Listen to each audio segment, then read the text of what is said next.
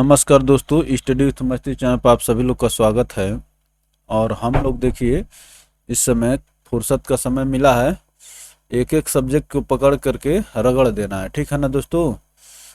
तो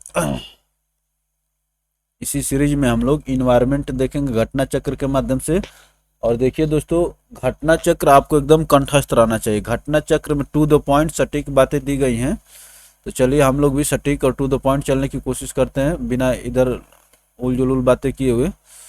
तो देखिए पहला टॉपिक है दोस्तों, environment and sustainable development.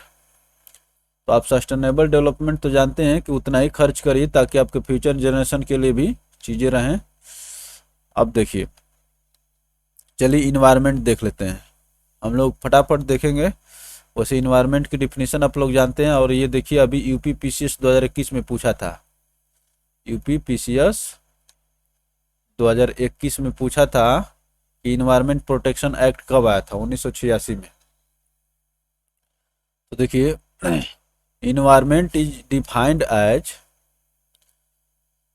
The sum total of biotic and abiotic components that surrounds and influence an organism, ठीक है ना। Biotic and abiotic component that surrounds and influences an organism, everything that surrounds an organism is collectively known as its environment, ठीक है ना। क्या कह रहा है कि everything that surrounds an organism is collectively known as its environment. The biotic and abiotic component of environment interact with each other. According to Environment Protection Act 1986, environment includes physical, abiotic, जैसे physical कोई abiotic कहते हैं, ठीक है ना। Physical कोई abiotic कहते हैं, and biotic components and their interaction with each other.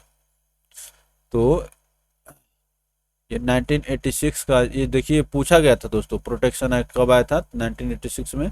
इसके अनुसार जो इन्वायरमेंट की डिफिनीशन है, environment includes biotic and abiotic components and their interaction with each other. तो देखिए यहाँ पर जो फिगर दिए गए हैं दोस्तों, इसको आप लोग मेंस की राइटिंग में अच्छे से उपयोग कर सकते हैं। देखिए क्या दे रहा है, इन्वायरमेंट किससे किससे मिलकर के बना है, एटमॉस्फेयर से, बायोस्फीयर से, हाइड्रोस्फीयर से और लिथोस्फीयर। इन्वायरमेंट को दोस्तों, ठीक ना, ये चारों मिल करके इन्वायरमेंट बनाते हैं। ये देख रहे हैं इन्वायरमेंट है आपका। अब देखिए एटमॉस्फेयर में क्या क्या आ जाएगा, ट्रोपोस्फीयर और स्ट्रेटोस्फीयर। अब बहिर्मंडल जो दोस्तों एटमॉस्फेयर में नहीं आएगा, तो नज़दीक वाले जो है ट्रोपोस्फीयर और स्ट्रेटोस्फीयर आपके इन्वायरमेंट में आ जाएंगे, ठीक है ना। अब देखिए एटमॉस्फेयर में आ जाएंगे। अब बायोस्फीयर में क्या आ जाएगा, प्लांट और एनिमल्स दोनों आएंगे। बायोस्फीयर में प्लांट्स एंड एनिमल्स दोनों आएंगे। और लिथोस्फीयर में माउंटेन, प्लेन्स और डिजर्ट। हाइड्रोस्फीयर में ग्लेशियर, लेक, रिवर, ओशन। तो देखिए इन्वायरमेंट एंड इट्स इंटरेक्शंस। तो आप भी दोस्तों ये फिगर जो है दोस्तों अपने आंसर राइटिंग को अट्रैक्टिव बनाने के लिए इस तरह से बना सकते हैं, ठीक ना। और इतना बनाने के बाद कॉपी चेक करने वाले को समझ में आ जाए कि आपको समझ में आ रहा है, और उसको भी देखना समझना आसान हो जाएगा, ठीक है ना। यहाँ से फिगर उठाइए, इन्वायरमेंट इंक्लूड्स 3 कंपोनेंट, ठीक है ना। Environment include 3 component. अब देखिए इन्वायरमेंट लेयर स्मॉल और लार्ज। तो स्मॉल में क्या हो जाएगा, environment of bacteria, environment of trees, ये लार्ज इन्वायरमेंट है। अब देखिए factor in forms of resources in the forms of controller. अब देखिए variations factor, climate change, soil type, change in topography. ये दोस्तों ऊपर वाला फिगर ज़्यादा महत्वपूर्ण था, ठीक है ना। अब देखिए कंपोनेंट क्या हो जाएगा, फिजिकल, बायोलॉजिकल और एनर्जी। एनर्जी का कंपोनेंट मुख्य स्रोत क्या है दोस्तों, सूर्य है, ठीक है ना। और थर्मल एनर्जी। अब देखिए लैंड, एयर, वाटर, ये फिजिकल हो गए। बायोलॉजिकल क्या हो गए, plants, human, animals and microbe. तो दोस्तों ये बांटने की कोशिश किया। ऊपर वाला फिगर बहुत महत्वपूर्ण था, इन्वायरमेंट एंड इट्स स्ट्रक्चर की बात कर रहा है ये। हम लोग एक एक कर किसी तरह से पूरा देखेंगे, ठीक है ना। आराम से बस इससे आप एक बार गो थ्रू हो जाइए, पूरा चीज़ें क्लियर हो जाएंगे। फिजिकल या abiotic component, soil, air, water. ये पूछता है दोस्तों कि इसमें से कौन एबायोटिक है और कौन बायोटिक है। तो बायोटिक का मतलब जिसमें क्या है, सजीव चीज़ें हो गई। Biotic component plants, animal, human, microorganism. Energy component solar energy, geothermal energy, ETC. The different components of the environment are interlinked and interdependent. The environment can be understood both at large and small scale. This is reflected in regional and global climatic pattern. अब देखिए SDG की बात कर रहा है, sustainable development goals. तो ये अभी गोल्स नहीं, यहाँ पर आप जानते हैं कि 17 गोल्स हैं, ये भी याद रखेंगे। यहाँ पर बस डेवलपमेंट लिखा हुआ है, तो अभी डेवलपमेंट की बात करेगा। Sustainable development is the concept of development that meets the need of present without compromising the ability of future generations to meet their own needs, ठीक है ना। तो प्रेजेंट की भी आवश्यकताओं को पूरा करिए without compromising the ability of future generations to meet their own needs. Sustainable development is a subject of sensitivity in the context of natural resources from one to another generation,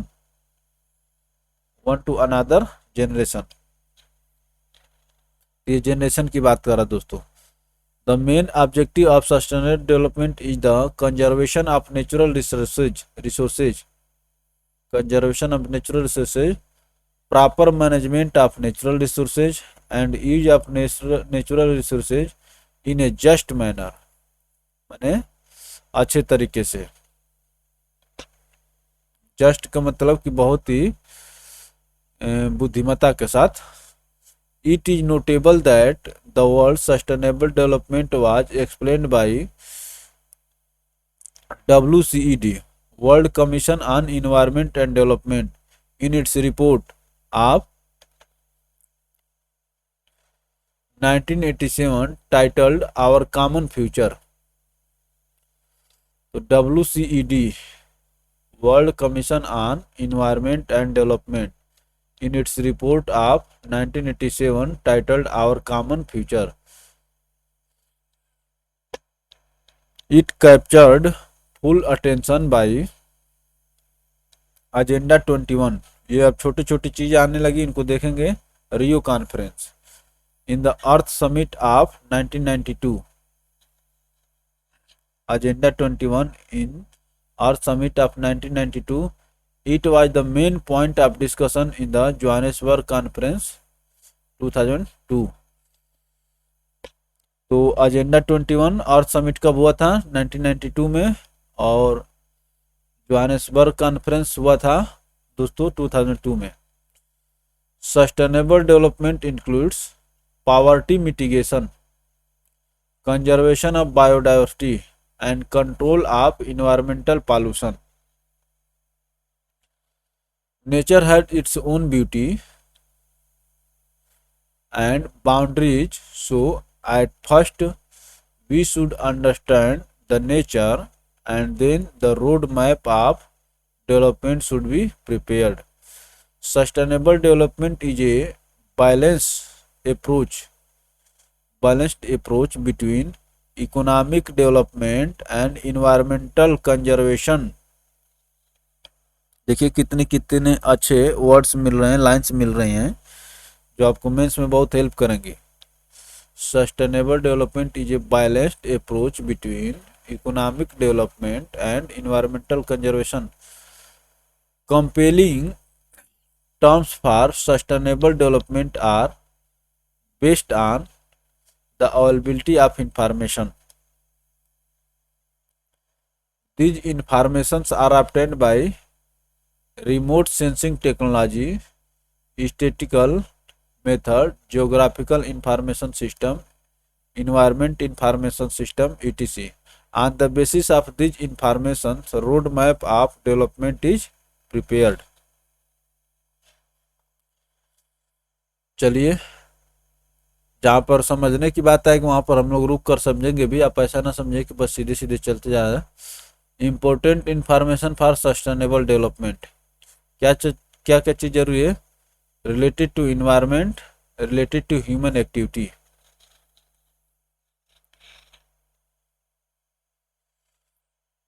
natural habitat, natural resources, fundamental factors of environment, status of environment, population growth rate, size of population, resources and food availability, non-compulsory structural facility is, average standard of living and per capita income, level of technology। ये दोस्तों क्या है, ये बताइए। ये चीज दोस्तों related to human activity और रिलेटेड टू इन्वायरमेंट, इन्हीं दो चीजों में बांटा जा सकता है, ठीक है ना। चलिए आगे चलते हैं। Water and carbon cycle in nature, इसको भी देख लेते हैं। Environment includes biotic and abiotic factors. These factors interact with each other. Further, this interaction occurs in a cyclic manner. The flow of energy and matter takes place between these factors in a cyclic process. ये क्या है दोस्तों? Carbon cycle in nature. अब देखिए plants क्या करते हैं दोस्तों, जलाने वाले पर कार्बन देते हैं। देखिए यहाँ पर क्या कर रहा है, respiration and decomposition. Animals, plant animals, तो देखिए प्लांट्स भी कार्बन डाइऑक्साइड देते हैं, carbon dioxide present in the atmosphere. अब देखिए लेते भी हैं देते भी हैं। रात को पौधे जो दोस्तों कार्बन डाइऑक्साइड छोड़ते हैं, ठीक है ना। अब देखिए हम लोग इसको देख लेते हैं। In organic carbonate squamous, in organic carbonate squamous petroleum हो गया, कोल हो गया, लाइमस्टोन हो गया, carbonate in water.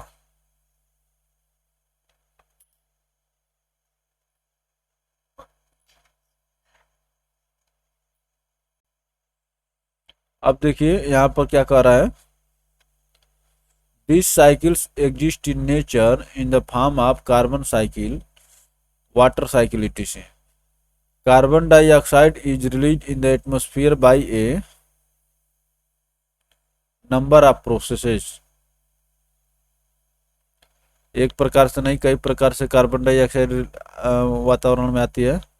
Number of processes, some of them are respiration, volcanic eruption, combustion of fossil fuels etc.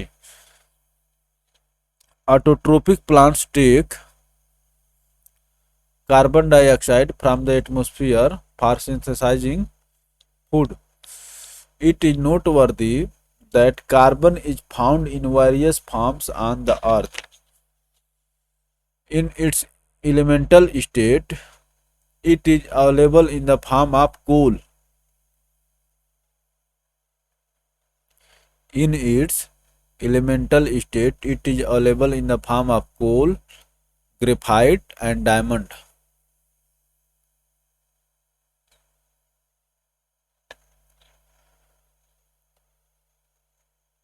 ये सभी दोस्तों कार्बन के ही अप्रूफ हैं.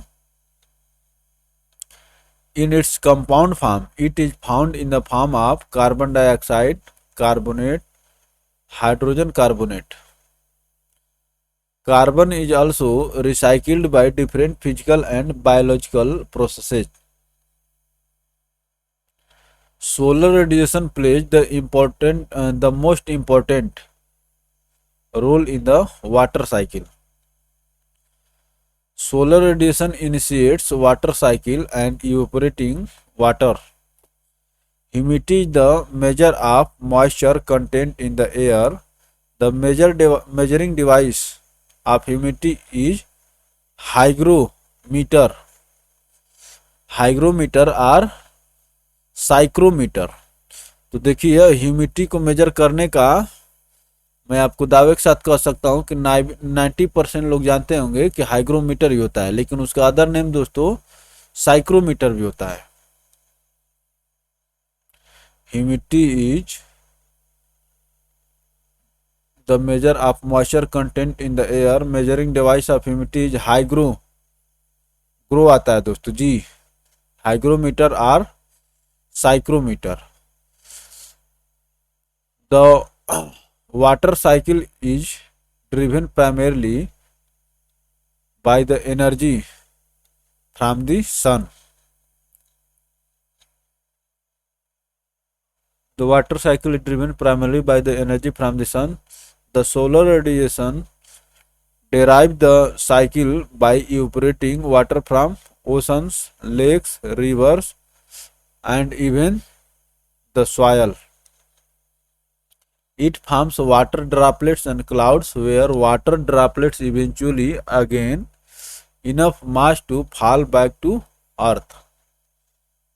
Where water droplets eventually gain enough mass to fall back to earth. The water cycle is essentially a closed system,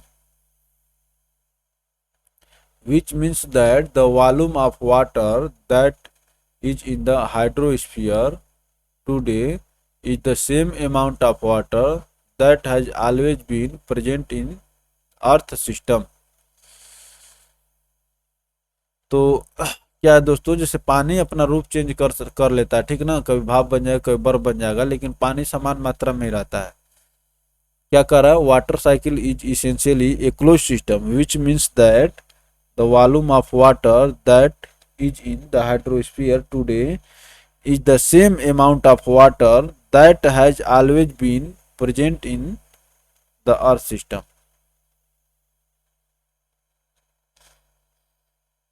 अब देखिए water cycle, ये ground water हो गया, ये ओशन हो गया, ये रिवर्स हो गई, ऐसे आता है वो रिवर्स के माध्यम से ओशन में पानी जाता है ना. अब देखिए ये आपका सूर्य हो गया, सूर्य से गर्मी मिलती है तो इवोपरेशन ऑफ वाटर, ठीक है ना.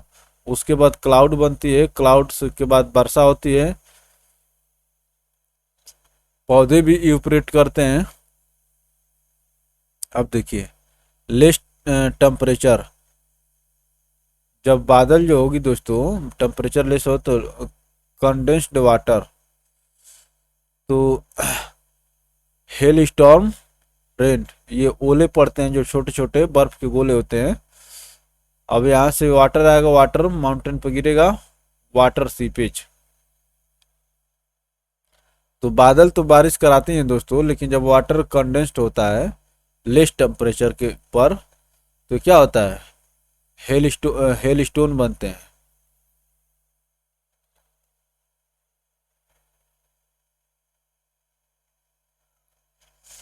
Many transplanted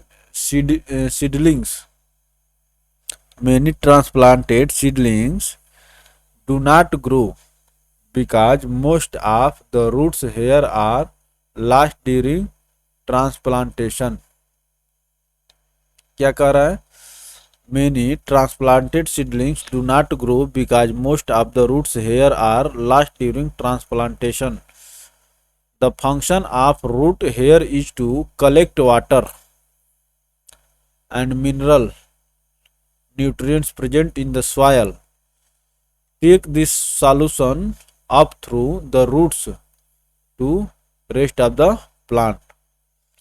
तो जड़ों के माध्यम से पूरे माने पेड़ को भोज्य पदार्थ मिलते हैं, वही बात कर रहा है अपने भाषा में।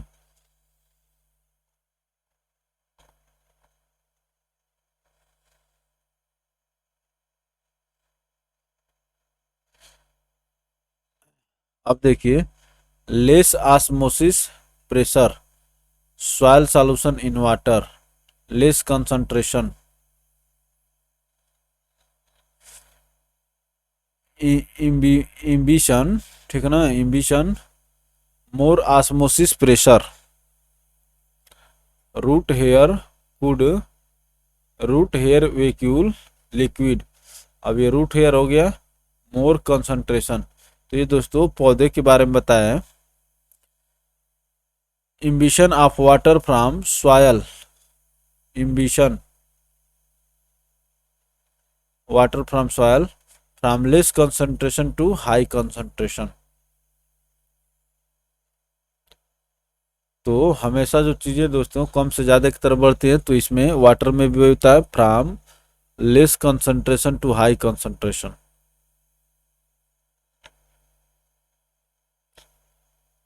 चलिए दोस्तों,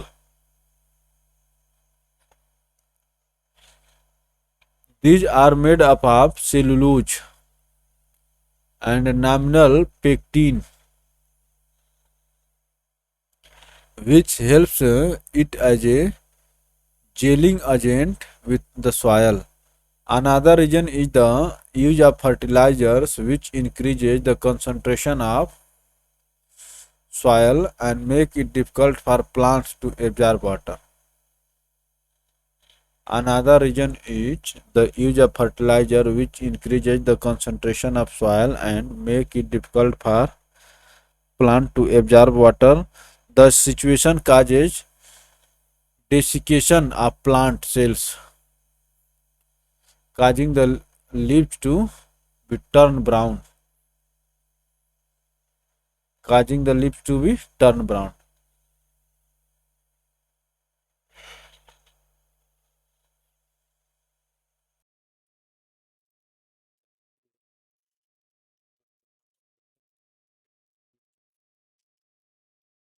क्या कह रहा है? The thin layer of gases surrounding the earth is called the atmosphere. Thin layer. The atmosphere is majorly consists of, ठीक है ना, atmosphere is majorly consists of nitrogen, oxygen, carbon dioxide. तीन गैसों से मुख्यतः मिलकर के बना है। कौन कौन है? Nitrogen, oxygen and carbon dioxide. The air around us is a mixture of gases. आइए देखते हैं।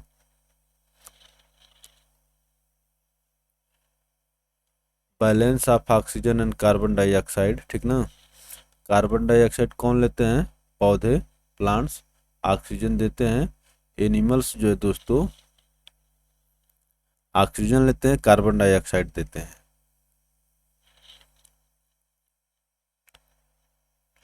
कार्बन डाइऑक्साइड को प्लांट्स लेते हैं, ऑक्सीजन देते हैं पौधे, और फिर इस ऑक्सीजन को कौन लेता है? एनिमल्स लेते हैं। ये हो गया आपका balance of oxygen and carbon dioxide. अब देखिए, share of various gases in the composition of air is as follows. तो देखिए, नाइट्रोजन क्या होती है एटमॉस्फेयर में?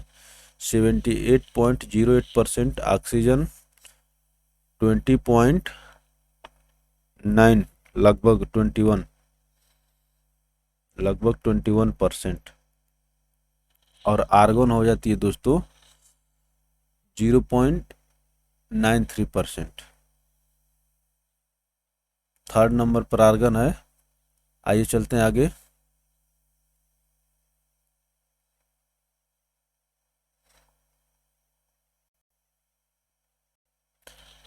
चौथे नंबर पर देखिए दोस्तों कौन है, कार्बन डाइऑक्साइड है। पांचवें नंबर पर नियान हो गई। छठवें पर हीलियम, सातवें पर मीथेन। ये पर्यावरण की बात कर रहे हैं, एटमॉस्फेयर की। तो एटमॉस्फेयर में कार्बन डाइऑक्साइड कितनी है दोस्तों, 0.038%। अब देखिए, nitrogen is the most abundant gas available in the environment. Most abundant gas available in the environment. We need oxygen to survive, and therefore we depend on the plants and trees for our survival. Plants and trees go through the process of photosynthesis to prepare food for themselves. In this process, they consume carbon dioxide present in the atmosphere and release oxygen in the atmosphere. United Nations the United Nations has identified 17 sustainable development goals which have to be realized by the year of 2030 2030। तो ये 17 goals भी याद रखेंगे तो आप जानते ही हैं। These goals are end poverty in all its form everywhere, no poverty; end hunger; achieve food security and improved nutrition; and promote sustainable agriculture, zero hunger.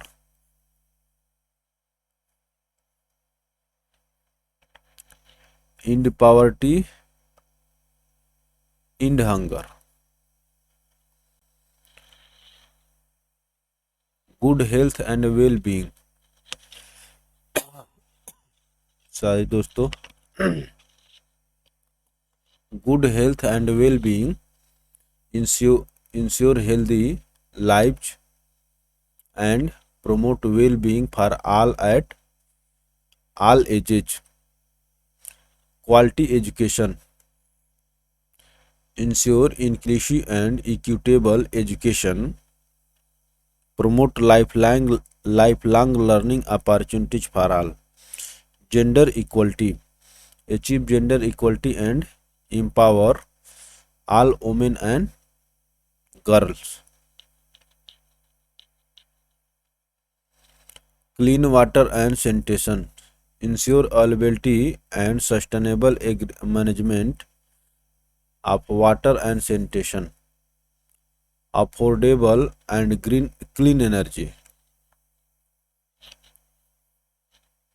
ensure access to affordable, reliable, sustainable and modern energy for all.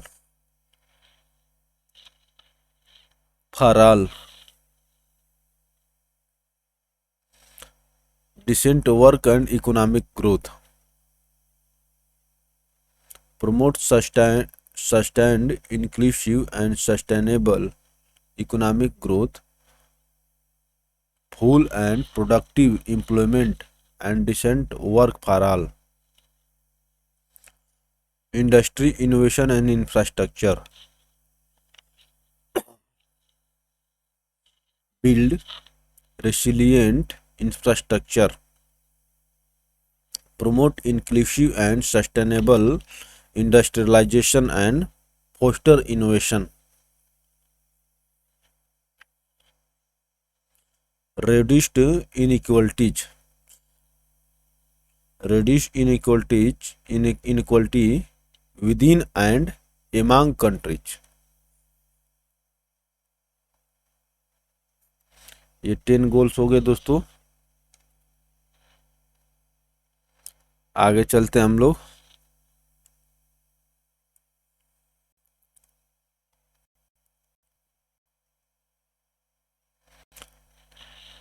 sustainable cities and communities, make cities and human settlements inclusive, safe, resilient, and sustainable.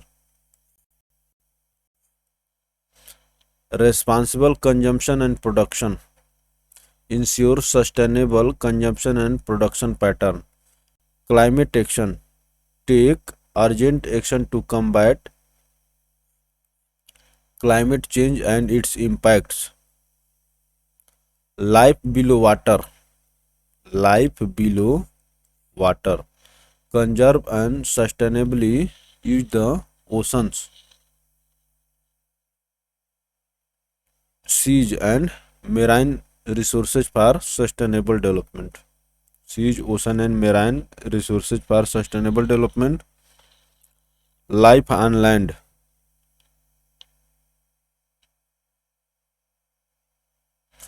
combat desertification, sustainably manage forests, half and reverse land degradation,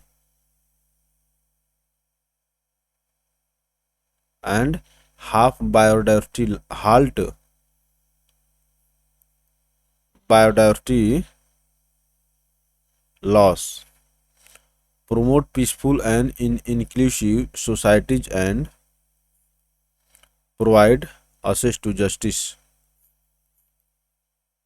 Promote peaceful and inclusive societies and provide access to justice. Global partnerships for sustainable development. A sustainable development index has also been initiated to measure the progress made by various countries in the direction of achieving these goals. In 2018 India has placed, ठीक ना, ये 18 की बात कर रहा दोस्तों, तो इसको हम लोग को नहीं देखना है, इसलिए नहीं देखना है कि ये पुराना डाटा है, हम लोग 2021 का देखेंगे, इसको छोड़ दीजिए। लेकिन पाला पर देख सकते हैं क्योंकि इसमें बहुत चेंज नहीं होता है, ठीक ना। Sweden, Denmark, Finland, Sweden, Denmark, Finland,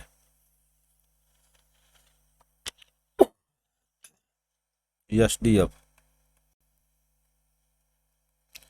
ये हम लोग एसडीजी गोल्स देख रहे हैं, ठीक है ना दोस्तों। Position of countries in sustainable development, SD, तो स्वीडन और डेनमार्क दोस्तों पहले दूसरे स्थान पर थे। Sustainable farming is also an important aspect of sustainable development. It is notable that UNO declared the year 2003 as the Sustainable Development Year.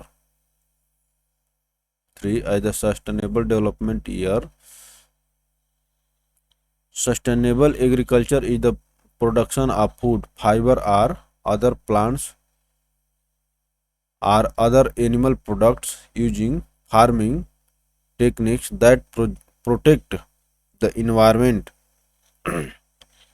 public health, human activities, and animal welfare. In short, it is a proper utilization of land without affecting the environment so that its quality remain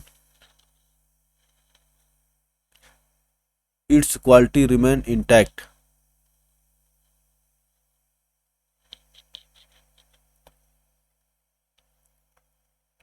यहाँ पर ये वाला yes नहीं रहना चाहिए दोस्तों, ठीक है ना, इट्स होना चाहिए, its quality remain intact.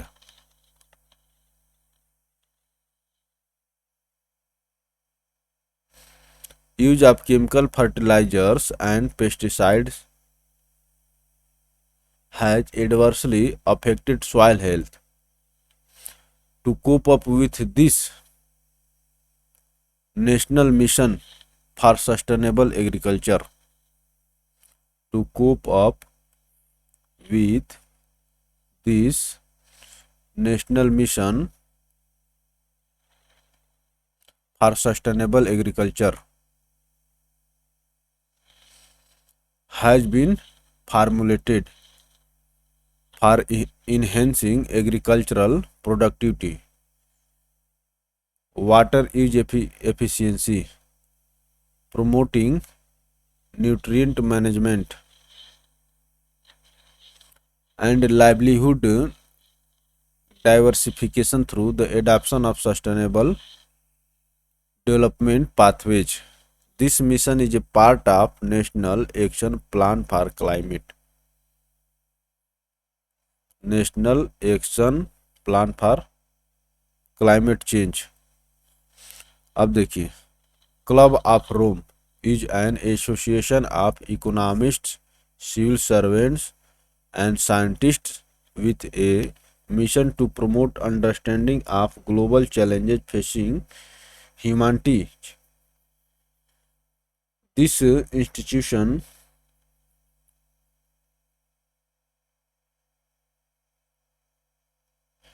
proposes solution after scientific analysis, communication, and advocacy.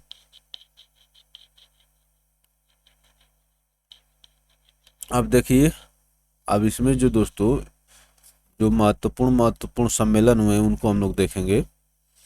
Earth summit, जिसको रियो समिट भी कहते हैं, ठीक है ना। इन 1992 more than 100 heads of states met in Rio de Janeiro,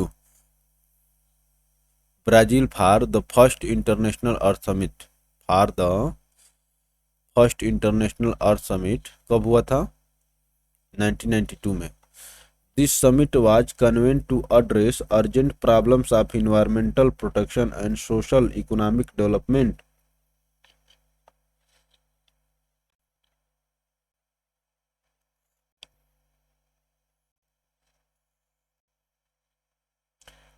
Commission on Sustainable Development (CSD) was created to monitor and report on the implementation of Earth Summit Agreement. It was agreed that a 5-year review of Earth Summit progress would be made in 1997. ये पहला हुआ था 1992 में, 5 years के बाद 1997 में by the United Nations General Assembly meeting in special session accordingly. A special session of UN General Assembly was held from 1997 in New York to take stock of how well countries, international organizations, and sectors of civil society have responded to the challenge of Earth Summit. This meeting was known as Earth Summit +5. 5 वर्ष बाद हुआ था, +5 हो गया. अब देखिए, Rio +10 Summit was held in Johannesburg in 2002, and Rio +20 was held in Rio de Janeiro in 2012. +5 +10 +20 1992 से add करते जाइए और फिर आप इसका, तो ये रियो डी जेनेरियो में हुआ था, ठीक है ना, और 1997 में न्यूयॉर्क में हो गया, और फिर जोहानिसबर्ग में आ गया, फिर रियो डी जेनेरियो. तो Rio de Janeiro, New York, Johannesburg, फिर Rio de Janeiro. RNJR GEF provides funds to the least developed countries. Least developed countries fund, LDCF. It helps in provision and coordination for national adoption programs of action for these countries. National adoption programs of action for these countries. It is notable that meeting of COP7 was held in Marrakech 2001. It is notable that meeting of COP7 was held in Marrakech 2001. The special climate change fund is established by the COP7. The special climate change fund. This fund helps for developing countries in the adoption as well as transmission of technology. UNDP and UNEF and World Bank are associated with GEF. UNDP and UNEF and World Bank are associated with the GEF. The Global Environment Facility was established. क्या कह रहा है? UNDP and UNEF and World Bank are associated with GEF. UNDP, UNEF and World Bank. और GEF का full form क्या हो गया दोस्तों? Global environment facility was established on the eve of the 1992 Rio Earth Summit to help tackle our planet's most pressing environmental problems.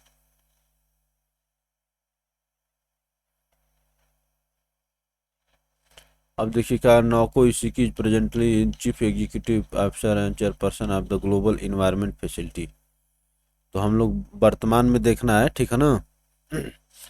तो global environment facility कब स्थापित किया गया था दोस्तों? ऑन द ईव ऑफ 1992, ठीक है ना. जब 1992 में अर्थ समिट हुआ था, रियो समिट. चलिए आगे चलते हैं दोस्तों.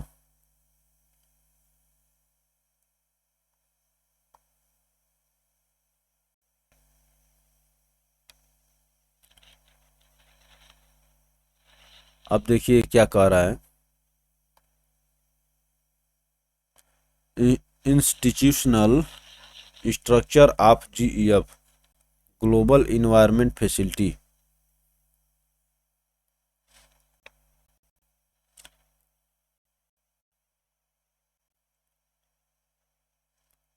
देखिए तो guidance, operation and action.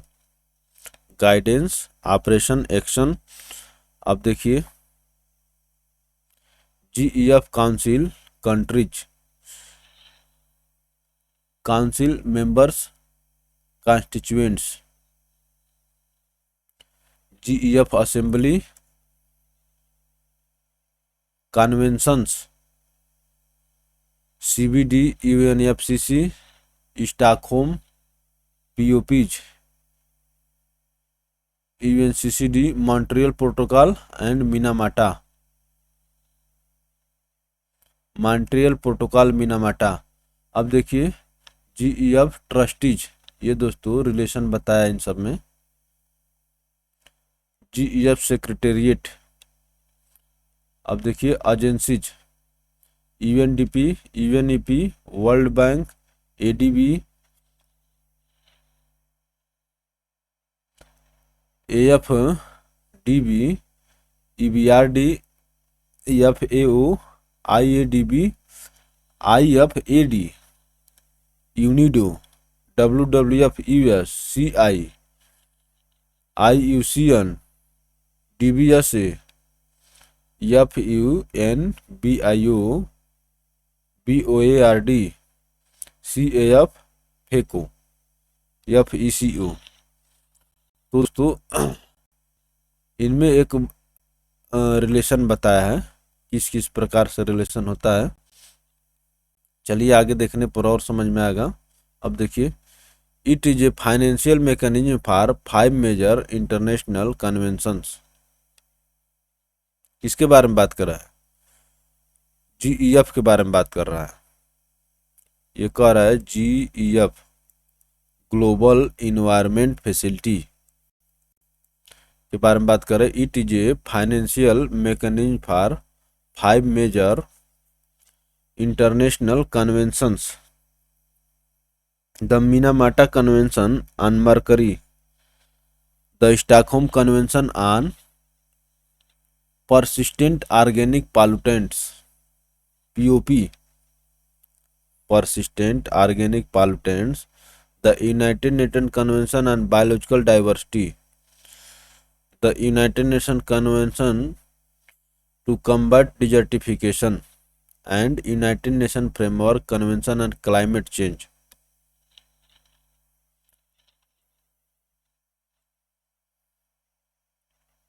Five major international conventions, ठीक है ना, कौन कौन से हो गए? मिनामाटा कन्वेंशन हो गया, स्टॉकहोम कन्वेंशन हो गया, United nation convention on biological diversity, fourth हो गया दोस्तों United nation convention on combined desertification, and fifth हो गया United nation framework convention on climate change.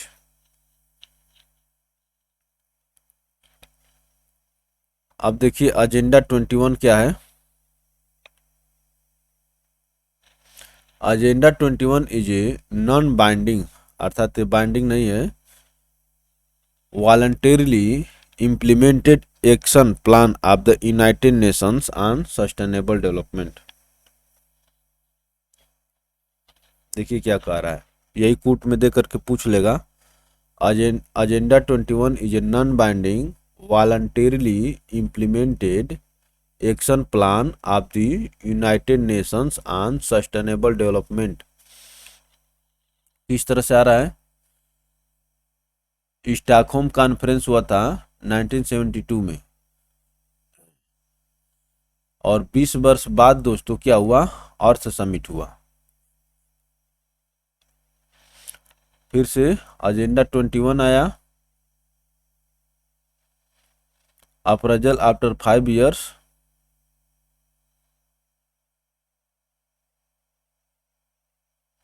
Earth summit conference +5 1997।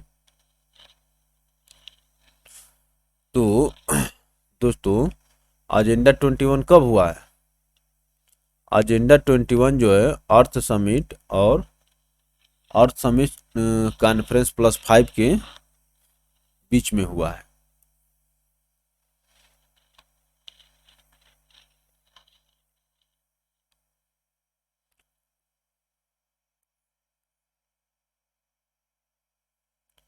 चलिए आगे चलते हैं।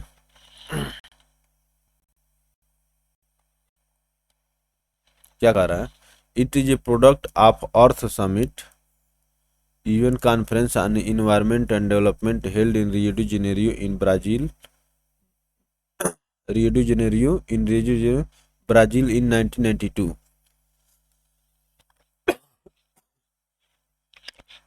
अब देखिए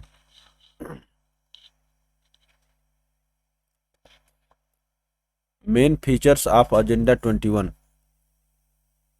क्या क्या है? Survey of biological diversity and protection of endangered species, poverty eradication and population control in developing countries, poverty eradication and population control in developing countries, stress on generous capital transfer, stress on generous capital transfer। अब देखिए food clean water and social security to everyone. ये है दोस्तों agenda 21 के 4 goals.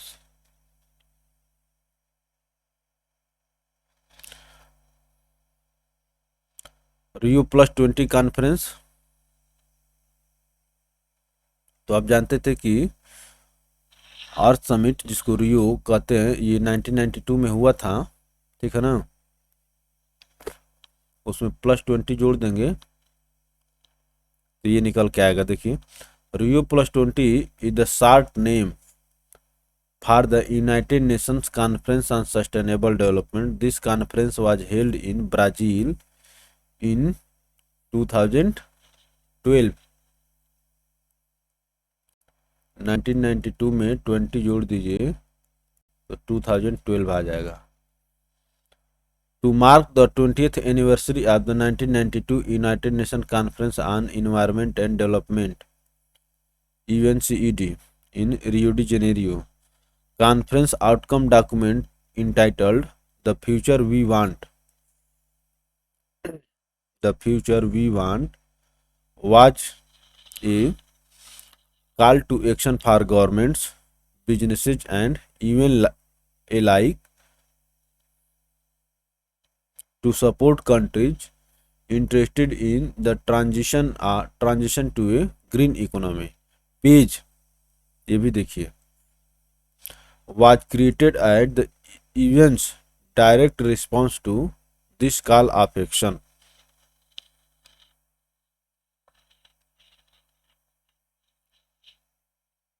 Page was created as events direct response to this call of action. अब देखिए organisations and institutions. National and international organizations and institutions are established for environmental conservation and protection. ये नीरी जो है दोस्तों, national environmental engineering research institute is situated in Nagpur Maharashtra. ये पूछता खूब पूछता नीरी को. It was established as Central Public Health Engineering Research Institute CPHERI in 1958. क्या कह रहा है? It was established at Central Public Health Engineering Research Institute in 1958 to focus on water supply, sewage disposal, and related diseases, and to some extent on industrial pollution. तो नीरी की स्थापना कब हुई थी? 1958 में हुई थी.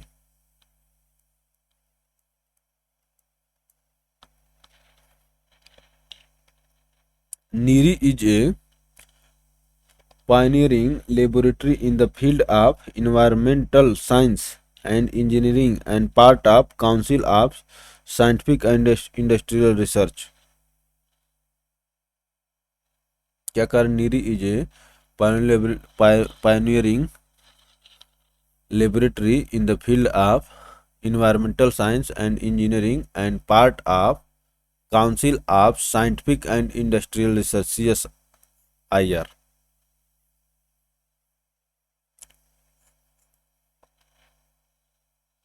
चलिए आगे चलते हैं.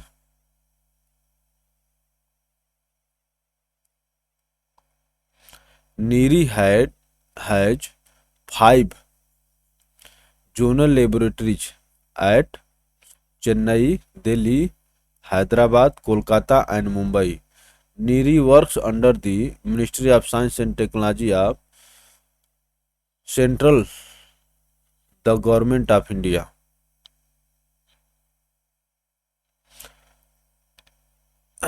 National Environment Appellate Authority (NEA), better known as NEA, was set up by the Ministry of Environment and Forest to address cases in which environment clearance were required in certain restricted areas.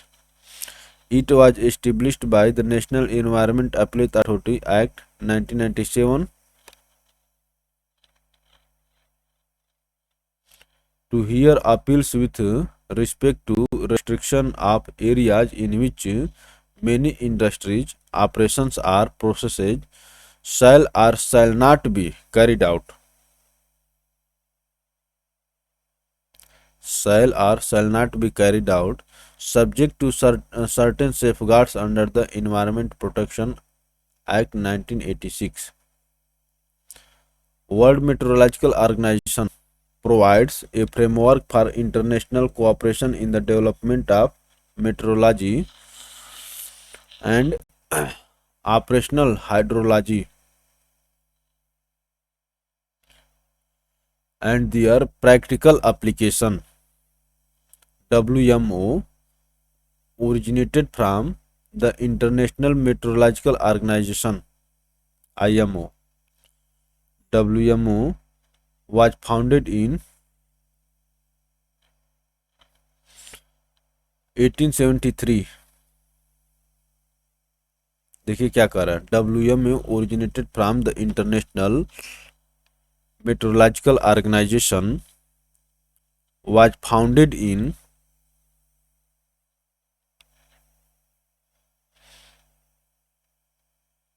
1873 to facilitate the exchange of weather information across national borders. WMO became a specialized agency of United Nations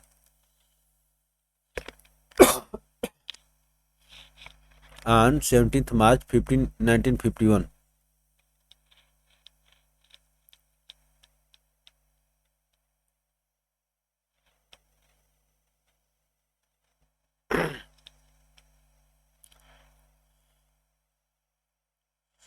World Meteorological Convention was implemented on 1915.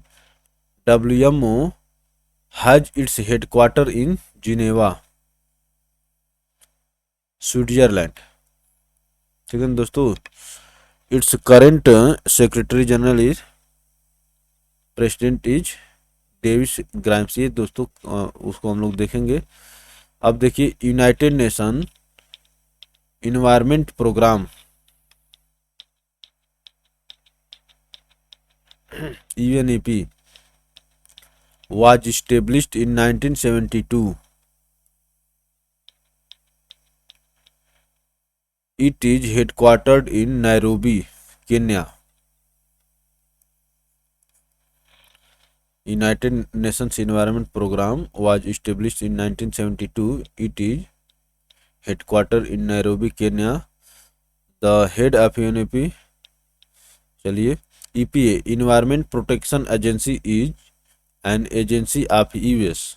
It was established on 1970 for enforcing standards and laws that promote health of human individuals and the environment. Greenpeace International is a non-governmental, इसको याद रखेंगे, पूछता है, organization. Its headquarter is in Amsterdam, Netherlands. तो यहाँ पर बहुत अच्छी अच्छे फैक्ट्स दिया है दोस्तों, ठीक है ना। अब देखिए acts related to environment conservation.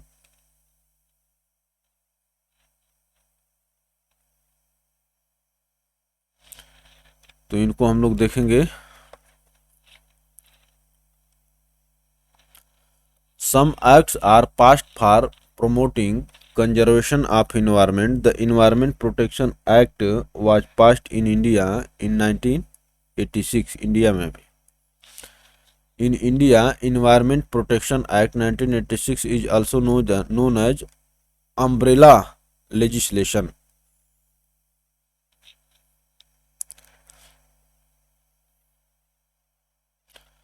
The 1986 Act was passed for the purpose of implementation of decisions that were taken by United Nations Conference on the Human Environment held in Stockholm. क्या कह रहा है? 1986 Act was passed for the purpose of implementation of decisions that were taken by United Nations Conference on the Human Environment held in Stockholm.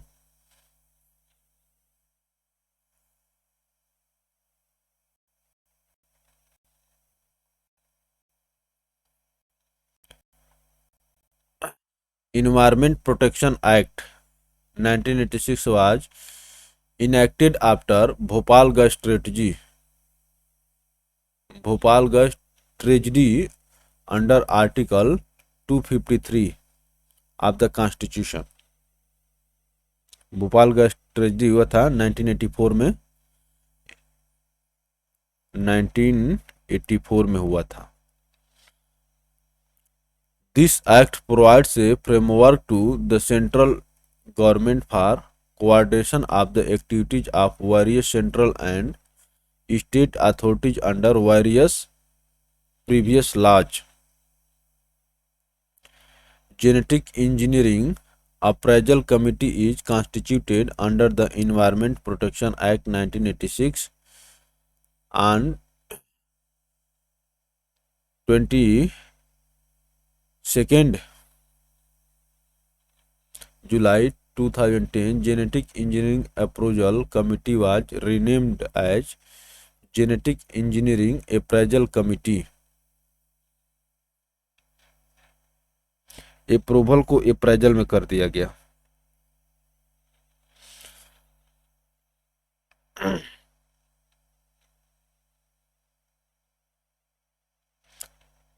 The National Green Tribunal was established on 18th October 2010 under the National Green Tribunal Act 2010 for effective and expeditious disposal of cases relating to environmental protection and conservation of forest to provide the right to healthy environment, constituted as a part of right to a life under Article 21।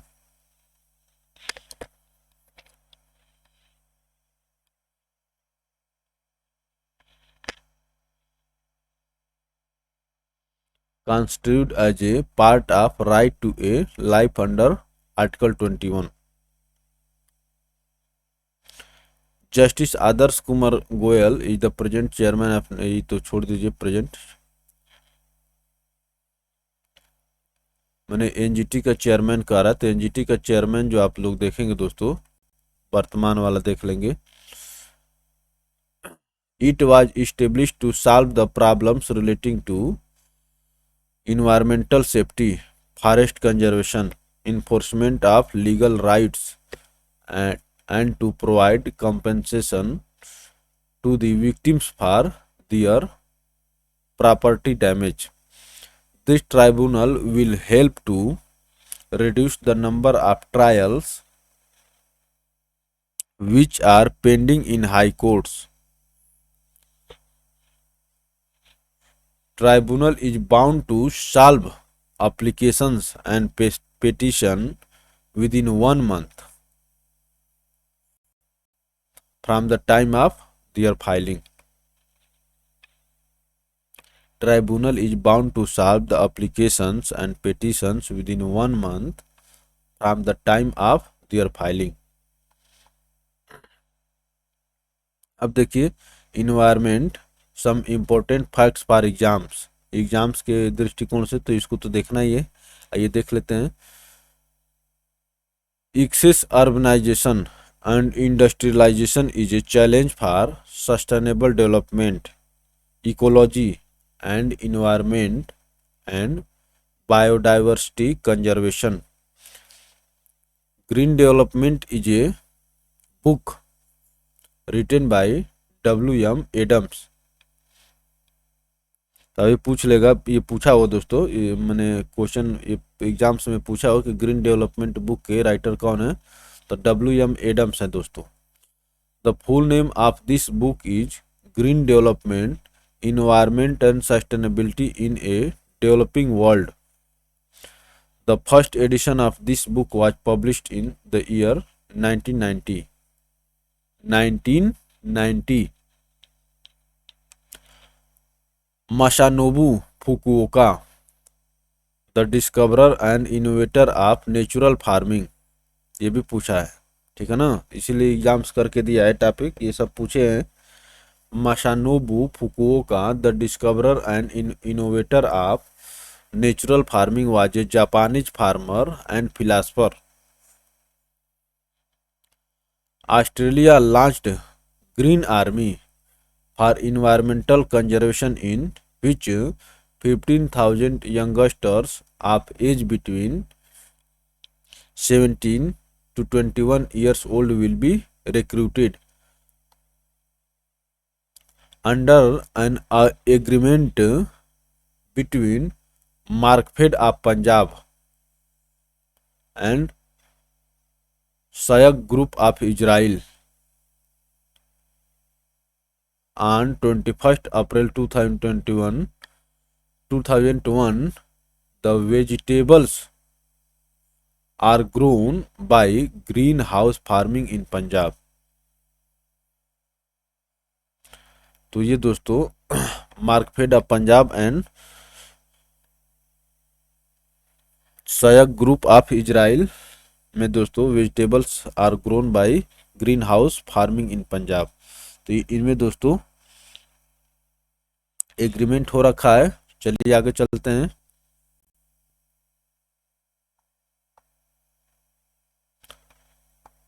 Mixed cropping, organic manure, nitrogen fixing plants and pest resistant crop varieties are the best strategy for environment friendly sustainable development in agriculture। क्या कह रहा है? Mixed cropping, organic manure and nitrogen fixing plants and pest resistant crop varieties are the best strategy for environment friendly sustainable development in agriculture। World Environment Day is celebrated on 5th June। The first World Environment Day was celebrated in 1973।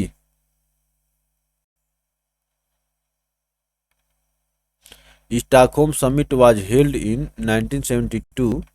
It was the first World Summit on Environment।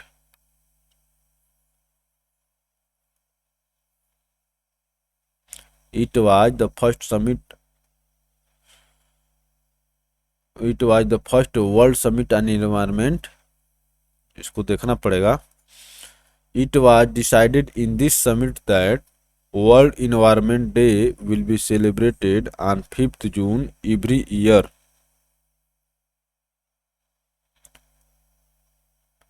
In 2018 theme of the World Environment Day, Beat Plastic Pollution, India was the global host of World Environment Day। World Environment 2000 will be hosted by China with the theme of air pollution। तो दोस्तों ये अलग अलग दिया हुआ है। तो हम लोग 18 का बीट द पॉल्यूशन और एयर पॉल्यूशन। अब देखिए दोस्तों यहाँ पर क्वेश्चन दिया हुआ है, ठीक है ना। तो क्वेश्चन दोस्तों हम लोग सेपरेट वीडियो में किए हुए हैं, ठीक है ना। सेपरेट वीडियो में किए हुए हैं, उसको आप लोग वहाँ से देखेंगे। और यहाँ पर हम लोग देखते हैं, दो चार क्वेश्चन कर लेते हैं। तो दोस्तों ये जो क्वेश्चन है ये हम लोग सेपरेट वीडियो में किए हुए हैं, ठीक है ना। उनको अलग से क्वेश्चन आंसर फॉर्म में आप लोग इसमें देख लेंगे। और जितने भी क्वेश्चन आए हैं, ये जो थियरी वाला पोर्शन हम लोग पढ़े हैं, कंसेप्ट वाला, इसी से सब कुछ बने हुए हैं, ठीक ना। तो इसको देखने के बाद लेकिन थियरी वाला पोर्शन देखना बहुत जरूरी है, केवल क्वेश्चन आंसर से काम चलेगा नहीं। अब देखिए क्या कर रहा है, इन्वायरमेंट रिफर्स टू, इन्वायरमेंट क्या है। तो इसमें कह रहा है दोस्तों, the natural world of land, water, air, plants and animals that exist around it. The natural world of land, water, the sum total of conditions which surround human beings at a given point of time। the sum total of conditions, तो ये environment के बारे में बात कर रहा है दोस्तों, ठीक ना। और आप देख रहे हैं कि ये डी सही है, देख लेते हैं। The interacting system of physical, biological and cultural elements which are interlinked. तो ये तीनों सही है दोस्तों, ठीक है ना, इसलिए आपका आंसर क्या हो जाएगा, ऑल ऑफ द एबव।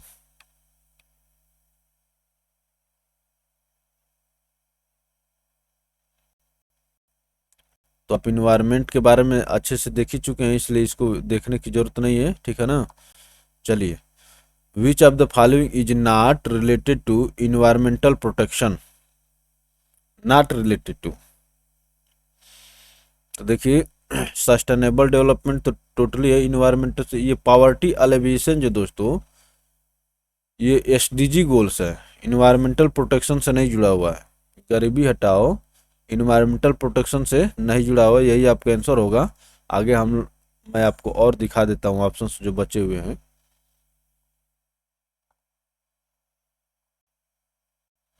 देखिए, air conditioning, use of paper bags, ये सब दोस्तों इन्वायरमेंट प्रोटेक्शन से जुड़ा हुआ है, लेकिन पॉवर्टी एलिवेशन जो दोस्तों नहीं जुड़ा हुआ। देखिए, यूडीए एलडीए जिसको अब आरओ एआरओ कहते हैं,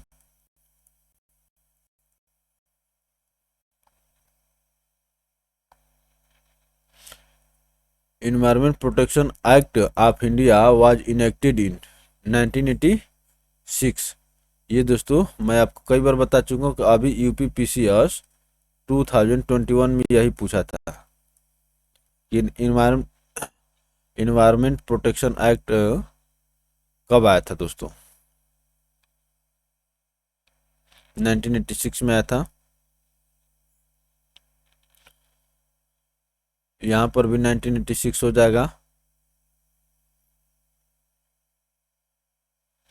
1986 हो जाएगा।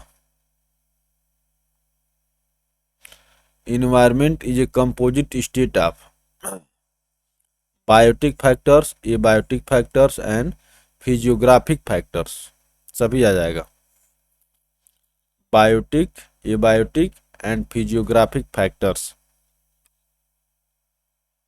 ऑल ऑफ द एबव हो जाएगा।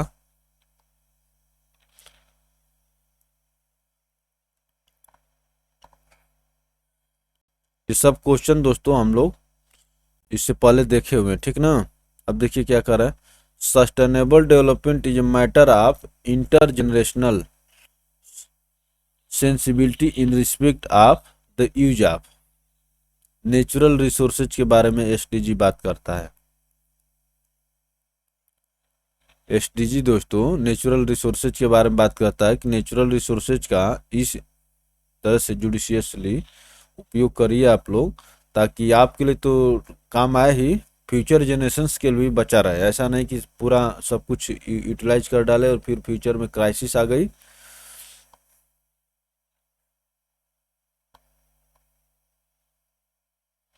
तो एसडीजी में ये एसडीएफ हम बताए थे।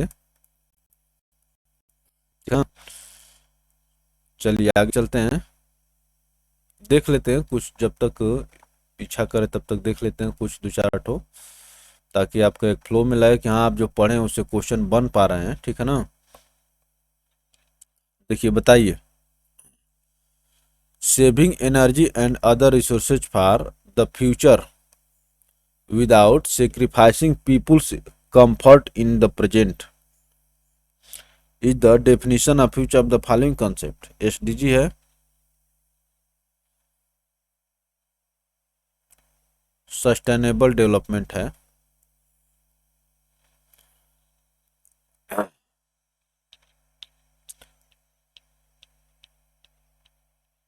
फ्यूचर के लिए सेव करिए, ठीक है ना, एनर्जी और रिसोर्सेज का, without compromising the present comfort, without sacrificing people's comfort in present.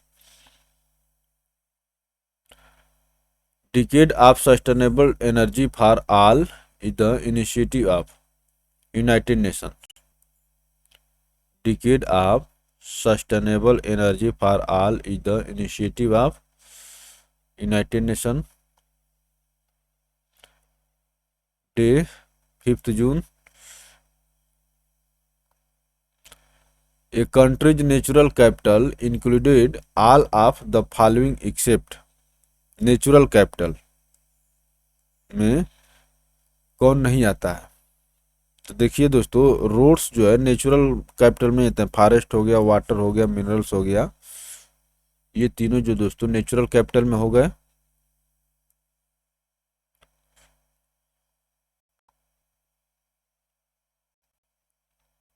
Natural resources, ठीक ना। इन इन एक्सहास्टिबल और एक्सहास्टिबल, जो खत्म होने वाले हैं और जो खत्म नहीं होने वाले हैं। देखिए दोस्तों, सोलर एनर्जी खत्म नहीं होने, विंड एनर्जी नहीं खत्म, टाइडल एनर्जी खत्म नहीं होने, रेन नहीं खत्म होने वाले, एटॉमिक एनर्जी भी न खत्म होने वाली में ही इसको भी रखा जा रहा है, ठीक है ना। इन एक्सहास्टिबल रिसोर्सेज, अब देखिए एक्सहास्टिबल में कौन कौन से हैं? Renewable and non renewable. तो जो खत्म होने वाले हैं उसमें क्या है दोस्तों? रिन्यूएबल में कौन कौन से हैं जिसको रिन्यू किया जा सकता है? फॉरेस्ट हो गए, पास्चर हो गया, वाटर सिस्टम हो गया, एग्रीकल्चर सिस्टम हो गया, वाइल्ड एनिमल हो गया, सॉइल हो गया। अब देखिए नॉन रिन्यूएबल में कौन कौन आएंगे? बायोटिक में बायोटिक स्पेसीज, ये बायोटिक में पेट्रोल, कोल, गैस, जिप्सम, मेटल। तो ये दोस्तों, ये सब नॉन रिन्यूएबल्स हैं। Different types of natural resources. ये 5 जून हो जाएगा। थीम 2000 बीट प्लास्टिक पॉल्यूशन था 2018 में। The main role of solar radiation is in, बताइए सोलर रेडिएशन का मेन रोल क्या है? वाटर साइकिल में होता है।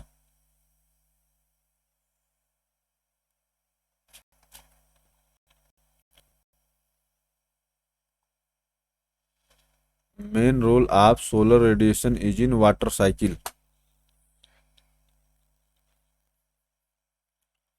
आप देखिए क्या कह रहा है, national environment engineering research institute instituted at, बताइए नीरी।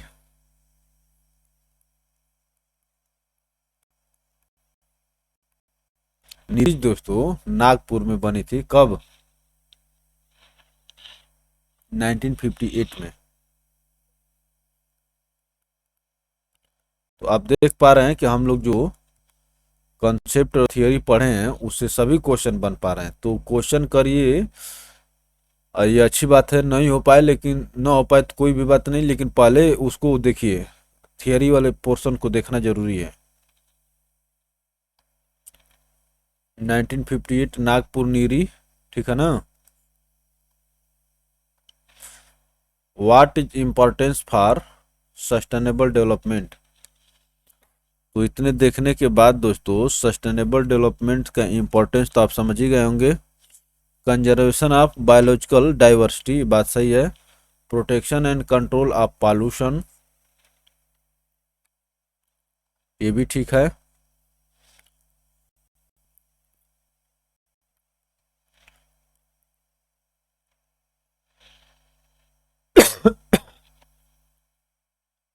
अब देखिए दोस्तों,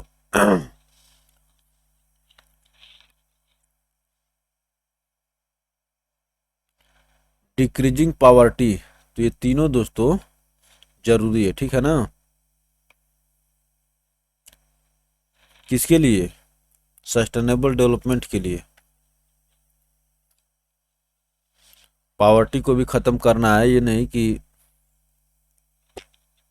पावर्टी को परसिस्ट किए रहिए और फिर से डेवलपमेंट की बात करिए।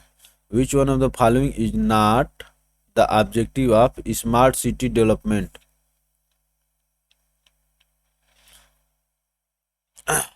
तो स्मार्ट सिटी डेवलपमेंट देखिए, स्टेबलाइजिंग, स्थिर करना है, नहीं, यही नहीं होगा। Good governance, clean green city, smart mobility.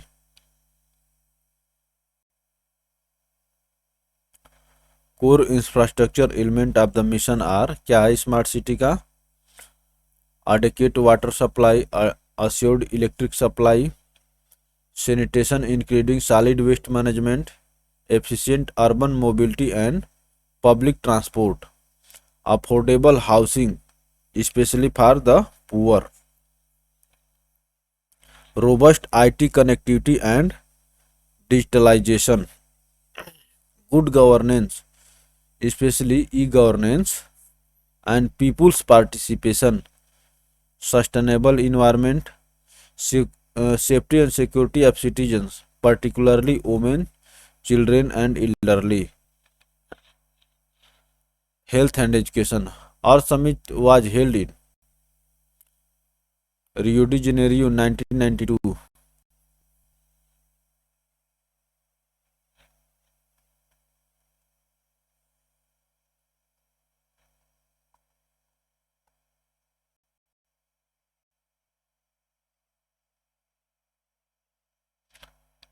देखिए क्या कर the first earth summit conference held in Rio de Janeiro. In 2012, United Conference Sustainable Development was held in Rio de Janeiro, also known as Rio Plus 20 or Rio Earth Summit 2012. तो दोस्तों अर्थ summit जो हुआ था ये 1992 में हुआ था, ठीक है ना, 1992 में, और इसमें +20 जोड़ करके इसको रियो +20 और रियो अर्थ समिट 2012 नाम दिया गया। पहले वाले को अर्थ समिट बस कहते हैं, केवल अर्थ समिट, और ये +20 वाले को रियो अर्थ समिट 2012 या Rio +20। What was the title of Rio 20 declaration? The future we want.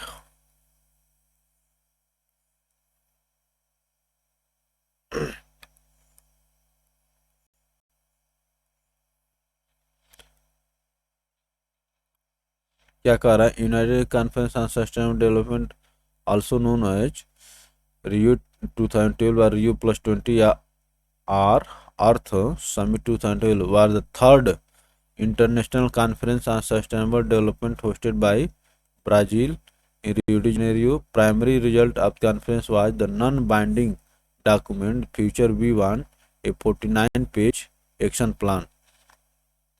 अब देखिए, first earth summit was held in Rio de Janeiro.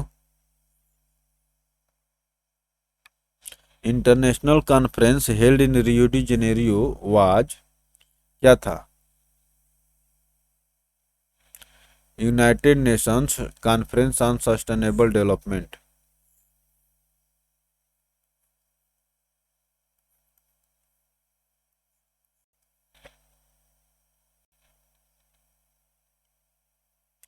International conference held in Rio de Janeiro in 1992 was United Nations Conference on Sustainable Development, ठीक है ना। What is the thin layer of gases around the earth called? thin layer of gases को क्या कहते हैं? Atmosphere कहते हैं।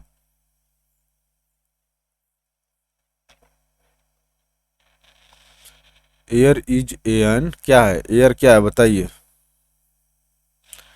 तो एयर दोस्तों मिक्सचर है, ठीक है ना, कंपाउंड नहीं है। कंपाउंड में एक रेशियो में सारी चीजें फिक्स रहती हैं।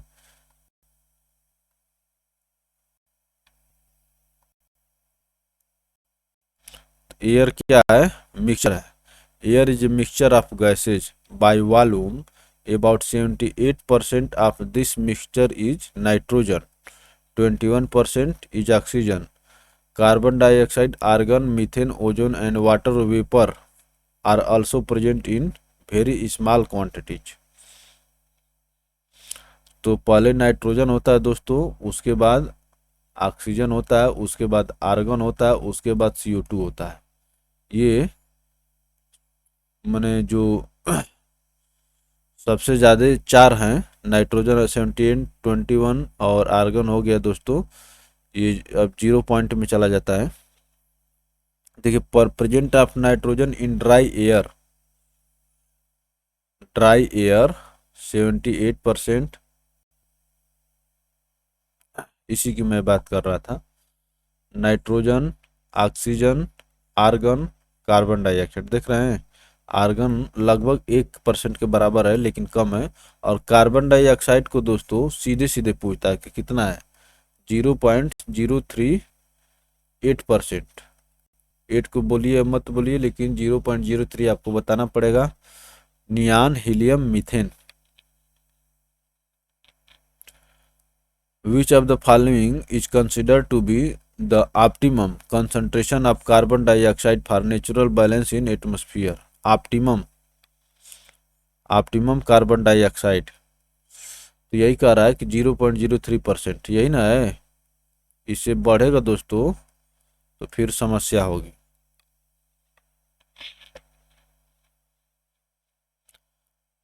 Optimum concentration of carbon dioxide for natural balance in atmosphere. Which of the following noble gas is not present in the air? कौन नहीं है? हीलियम है, आर्गन है, नियान है, ठीक है ना, रेडान नहीं है। Highest percentage is of, highest percentage किसका है? नाइट्रोजन का 78%।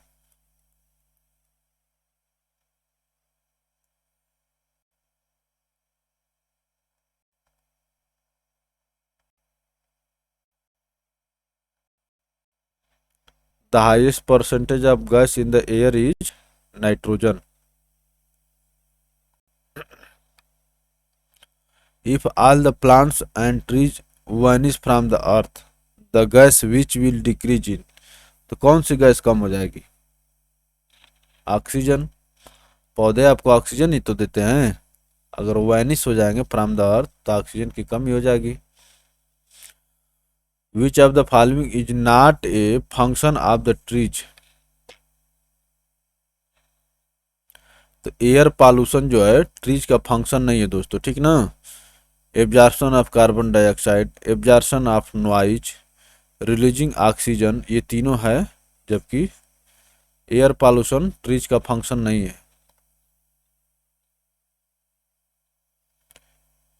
क्या कह रहा है? In addition to this trees on both sides of road reduce the sound pollution by reducing the intensity of sound by 10 to 15 decibels. अब देखिए क्या कह रहा है दोस्तों, consider the following which of the above add carbon dioxide to carbon cycle on earth. तो इसमें से पूछ रहा है दोस्तों कि कौन कौन कार्बन डाइऑक्साइड ऐड करता है। तो फोटोसिंथेसिस दोस्तों कार्बन डाइऑक्साइड ऐड नहीं करता बल्कि ये कंज्यूम करता है। कार्बन डाइऑक्साइड पौधे लेते हैं और आपको ऑक्सीजन देते हैं फोटोसिंथेसिस में, ये नहीं होगा। रेस्पिरेशन में निकलता है। डिके ऑफ ऑर्गेनिक मैटर, ये भी ठीक है। Volcanic eruptions. तो इन तीनों में दोस्तों 2, 3, 4 में कार्बन डाइऑक्साइड क्या होती है? रिलीज होती है।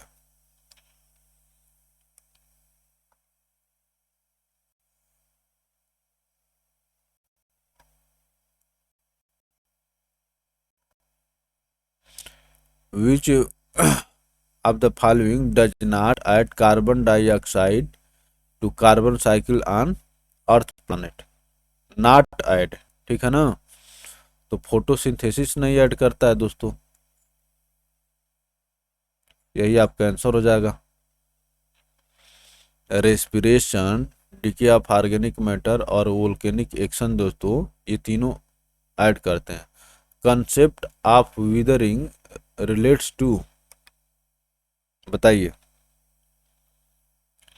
Concept of weathering relates to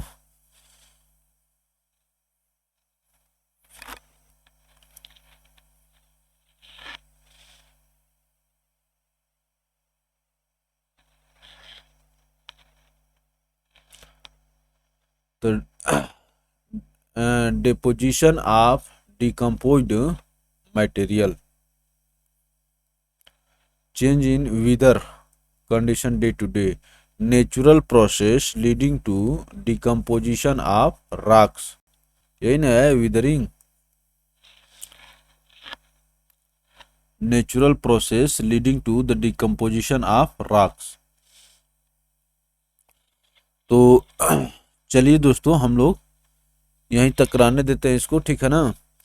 बाकी जो इसके सभी क्वेश्चन है दोस्तों, आपको क्वेश्चन आंसर फॉर्म में सुरक्षित है, उसको देख सकते हैं आप लोग। तो चलिए आज के लिए इतना ही। अगर अच्छा लगे तो दोस्तों वीडियो को लाइक करके शेयर करिए ताकि आपके मित्रों तक भी पहुंचे, और चैनल को सब्सक्राइब करके घंटी के आइकन को प्रेस करें ताकि आपको हर एक वीडियो को नोटिफिकेशन मिलता रहे। चलिए आप सभी को पुनः धन्यवाद, मिलते हैं हम लोग फिर आगे।